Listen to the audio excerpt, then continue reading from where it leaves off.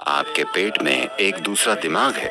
आप कैसा सोचते हैं, कैसा महसूस करते हैं, सब कुछ इससे तय होता है कि पेट में क्या हो रहा है। इतना शक्तिशाली उपकरण, पर अगर आप इसे संभालना नहीं जानते तो ये एक गंभीर समस्या है।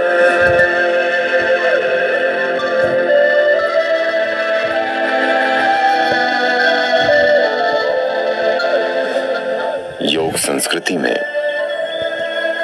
आमतौर पर यह कहा जाता है कि आपको हमेशा ऐसा भोजन खाना चाहिए जो उसी दायरे में उगाया गया हो, उतनी ही डायमीटर या रेडियस में उगाया गया हो जितनी दूरी एक आदमी एक दिन में चल सकता है। सुबह से शाम तक अगर आप चलें, शायद आप 15, 20 या शायद 25 किलोमीटर तक सीधा चल पाएंगे। तो आपको 25 किलोमीटर के दायरे में उगा भोजन खाना चाहिए।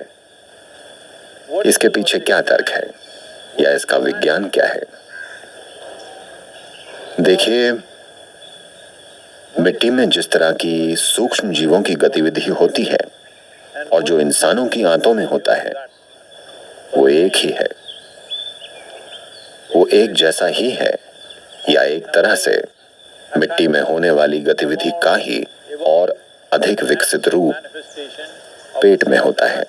सैकड़ों सालों के बाद अब जाकर आधुनिक मेडिकल विज्ञान भी ये बोल रहा है कि आपके पेट में एक दूसरा दिमाग है और इसके बारे में बहुत सारी चीजें कि आप कौन हैं। I hope it's not so for you, but मुझे उम्मीद है कि ऐसा आपके साथ नहीं है, लेकिन इनमें से बहुत सारी चीजें कि आप कैसे हैं, आप कैसा सोचते हैं, कैसा महसूस करते हैं, आपके संतुलन का स्तर, आप में शांति, सब कुछ इससे तय होता है कि आपके पेट में क्या हो रहा है। इसे सेकंड ब्रेन या गट ब्रेन कहा जा रहा है। खैर, ये सच है कि शरीर की केमिस्ट्री या रसायन कई स्तरों पर काम करते हैं। एक बात यह कि इस केमिस्ट्री को मैनेज करने के लिए ग्रंथियों के स्राव बहुत जरूरी हैं।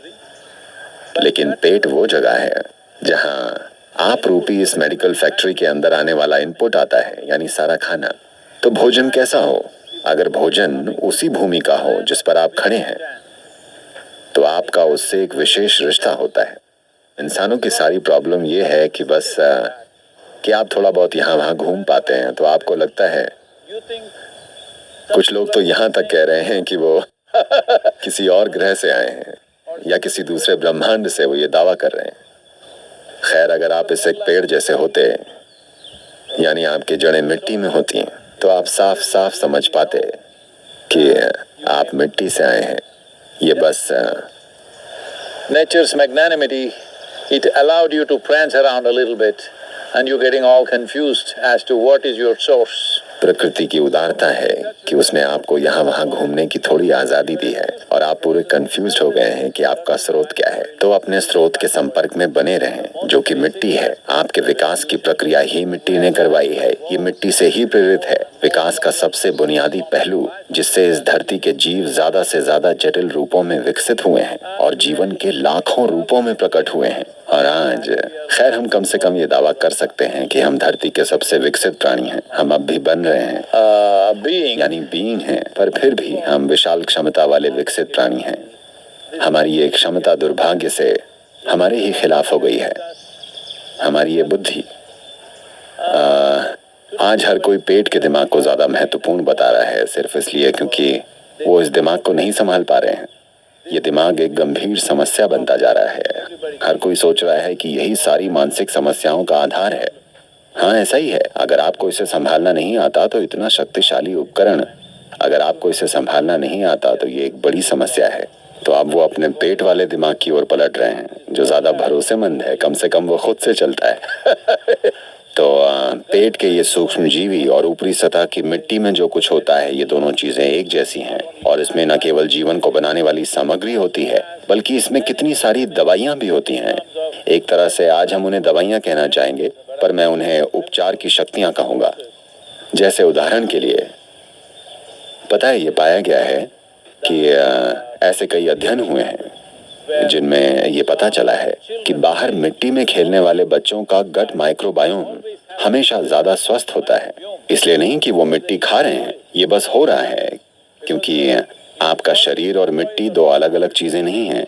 बस दो अलग अलग रूपों में हैं। चाहे आप मिट्टी का बर्तन बनाएं या मिट्टी का चित्र बनाएं या मिट्टी का मानव शरीर बनाएं, सब कुछ मिट्टी ही है।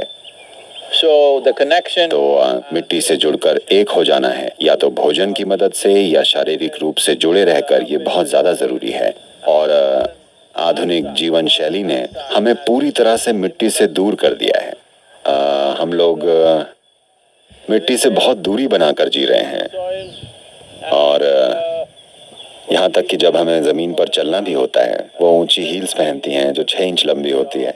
मैं महिलाओं और उनके फैशन के खिलाफ नहीं हूँ, वो जो चाहें कर सकती हैं, लेकिन पृथ्वी से जुड़कर रहना और सबसे बढ़कर मिट्टी से जुड़े रहना स्वस्थ और संतुलित जीवन का एक बहुत ही जरूरी हिस्सा है।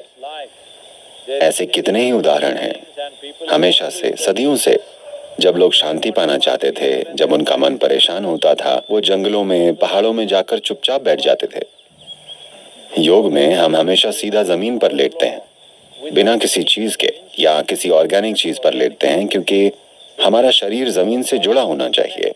और साथ ही बिजली का नेगेटिव मिलना भी जरूरी है। इससे आपके शरीर को एक तरह का अर्थिंग या नेगेटिव मिल जाता है, जिससे अतिरिक्त पॉजिटिव चार्ज बेअसर हो सकता है, जिसकी वजह से बेचैनी हो सकती है या गैर जरूरी न्यूरोलॉजिकल गतिविधि हो सकती है, जिससे कई सारी समस्याएं हो सकती हैं। ये ऐसा है, मानिए आप अपने इंजन को हमेशा तेज तेज चला रहे हो, तो लोग जंगलों में, वनों में और पहाड़ों में चले जाते थे और जाकर बस बैठ जाते थे और पाते थे कि वो बिल्कुल शांत हो जाते थे। इसका जरूर हमारे और मिट्टी के रिश्ते से कुछ लेना देना है। आप सोच सकते हैं कि ये एक पेड़ है, लेकिन ये मिट्टी है। आप सोच सकते हैं कि वो एक जानवर है, पर वो मिट्टी है। आप सोच सकते हैं कि एक इंसान है, पर ये मिट्टी है। इसलिए ये जुड़ाव बहुत महत्वपूर्ण है। आज अभी मैंने सुना, मुझे लॉस एंजल्स में बताया गया कि एलए के ठीक बाहर एक फार्म है जहां अगर आप $50 दें तो आप करीब आधे घंटे के लिए गाय को गले लगा सकते हैं। क्योंकि आप मिट्टी से जुड़ने की कोशिश कर रहे हैं, आप गट माइक्रोबायोम को स्वस्थ करने का प्रयास कर रहे हैं, आप अपने अंदर कुछ संतुलन का आभास लाना चाह रहे हैं। वैसे अगर आप कोई शक्तिशाली योग प्रैक्टिस जानते होते, आप ही अपने आप कर पाते, अपने ही अंदर से। लेकिन अगर ऐसा नहीं है, तो सबसे आसान काम है मिट्टी से जुड़े रहना। और ये एक फैक्ट है कि 30 करोड़ से ज्यादा लोग एस्थमा से पीड़ित हैं। अमेरिका में बच्चों की आधी तादाद को 3 साल की उम्र होते होते सांसों की तकलीफ होने लग जाती है और वो तमाम तरह की दवाइयां लेने लग जाते हैं। लोगों को हर तरह की चीजों से एलर्जी हो रही है। 100 साल पहले आपने इन एलर्जीज के बारे में सुना भी नहीं था। बहुत कम लोगों को ये होती थी, आज ये सामान्य बात होती जा रही है। हर किसी को किसी न किसी चीज से एलर्जी है। I have met people who are allergic to sunlight. I have met people who are allergic to rainwater. मैं ऐसे लोगों से मिला हूँ जिन्हें धूप से एलर्जी है। मैं ऐसे लोगों से मिला हूँ जिन्हें बारिश के पानी से एलर्जी है।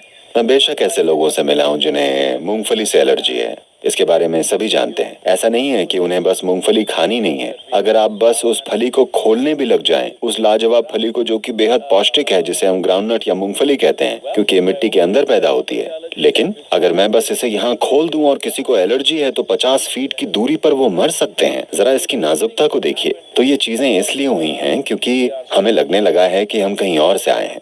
बेशक कुछ लोग इन बातों को सही बता रहे हैं और आपको समझा रहे हैं और कह रहे हैं। इस पर ऐसी किताबें हैं जो कह रही हैं कि आप सब एलियंस हैं और कहीं और से आए हैं। अगर आप एक एलियन हैं तो भी, अगर ये सच है तो भी मुझे कोई दिक्कत नहीं है। शायद मैं भी एक एलियन हूँ, मैं ऐसा दिखता हूँ।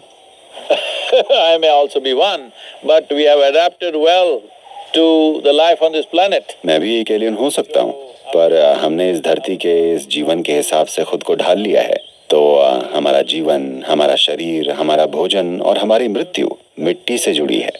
ये समझना जरूरी है कि जो लोग खेतों या खुले क्षेत्रों में रहते हैं, उनमें एलर्जी, यानी दूसरी जगहों के बच्चों के मुकाबले ग्रामीण बच्चों को बहुत कम एलर्जी होती है। क्या आपने अफ्रीका में किसी को पोलन एलर्जी या वैसी कुछ चीज के बारे में सुना है? या आपने यहाँ के किसी आदिवासी के बारे में सुना है जिसे लैक्टोज इंटॉलरेंस यानी दूध से परहेज है? ऐसा किसी ने नहीं सुना है। ऐसा सिर्फ अमीर समाजों में होता है, क्योंकि हमें लगता है कि अमीरी का मतलब है हमें हाइड्रोजन का गुब्बारा बन जाना चाहिए, यानी हमें कुछ भी करके धरती से दूर रहना चाहिए।